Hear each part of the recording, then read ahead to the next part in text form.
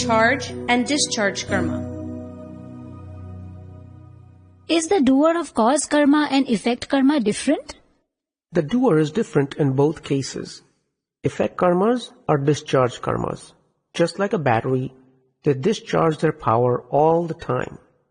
Are they not being discharged even when we do not want them to? Yes, Dada. That is how the effect karmas are discharge karmas. The new ones that are being charged inside are cause karmas. The ones that are being charged in this life will continue to discharge in the next life. The batteries that were charged in your past life are being discharged in this life. These batteries are the battery of the mind, the battery of the speech, and the battery of the body. All three are discharging at this time, while new batteries are charging within. When you speak, you believe, I am speaking, but it is not so. It is the record that is playing. The battery of speech is discharging. I do not speak. People, however, say, look, how nicely I spoke. That is all egoism. Once this egoism goes, is there anything left? This egoism is ignorance of the self. The doer is someone else, but you believe that you are the one who is doing it. The cause karma that is being charged within then goes into a computer. A person is one individual computer and the other is a universal computer. The cause karmas are first fed into the individual computer and then into the universal computer. The universal computer then takes over and does all the work. You will bind karma with the beliefs of I am Chandubai and I am the doer.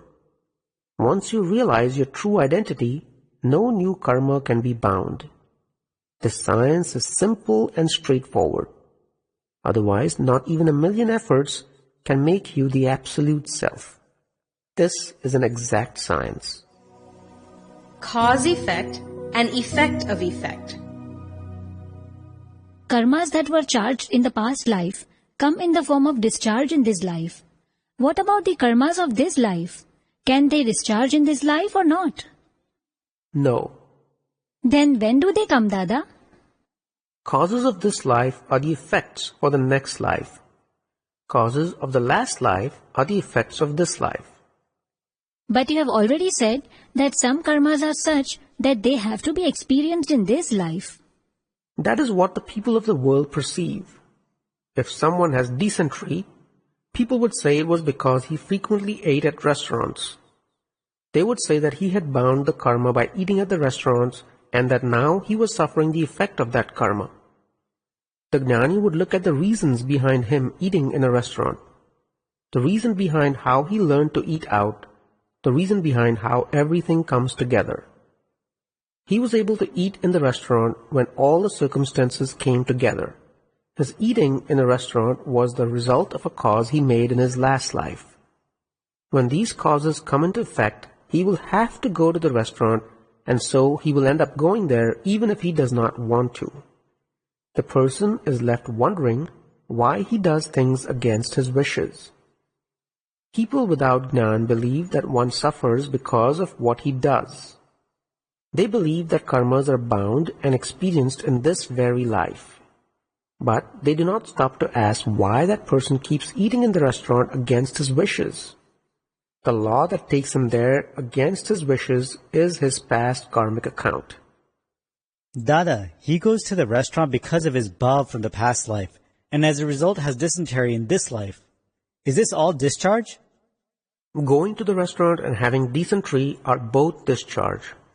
The discharge is in nobody's hands. It is out of one's control. If a person understands the theory of karma exactly, then he will be able to understand the way to liberation. What people call karma, the theory of karma, is all effect. People simply have no idea of cause karma. The theory of karma is that the cause is when the karma was charged. It is not visible. All that is visible is the effect of karma. A man eats at a restaurant as a result of the cause from his past life.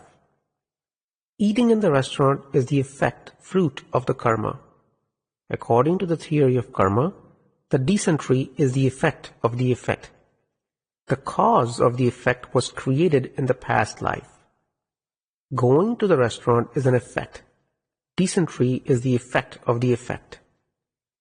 He creates a new karma while enjoying the food at the restaurant, and he creates another while suffering the dysentery. So in essence, he creates two new karmas, one while he is experiencing the results of past karma, and the other while experiencing the effect of effect. Do karmas created unintentionally yield their effects? How much liability is there in karmas created intentionally and unintentionally? Can mistakes made inadvertently be forgiven? There is no one crazy enough to forgive you if you unknowingly kill someone. What would happen if your hand accidentally falls on burning charcoal? It would get scorched, Dada. Instant effect, whether you do it knowingly or unknowingly. If we have to suffer for mistakes made unintentionally, then how much do we have to suffer for the ones made knowingly?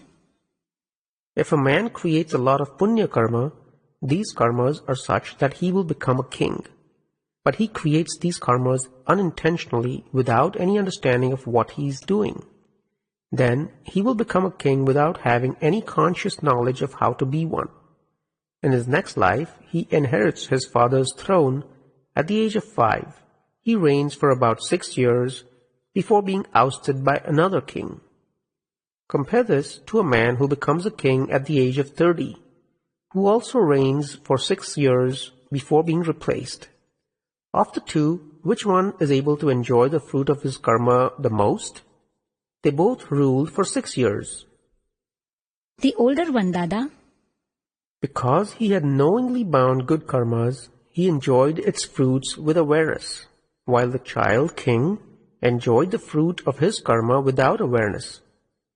Similarly, if you create good or bad karmas unintentionally, you will enjoy their fruits without awareness also.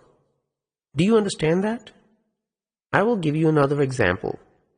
Two friends are walking along and one of them accidentally steps on a cockroach and kills it, while the other deliberately steps on another cockroach and crushes it to death.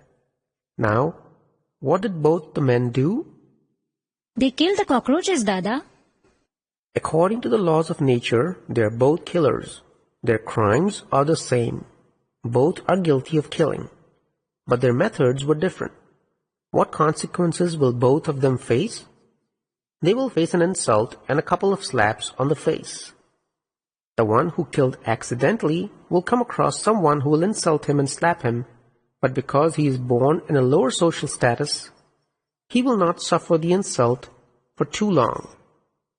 Whereas the other one, being born into a very prestigious family, will receive the same kind of slaps and insult, but he suffers so much that he loses sleep for days.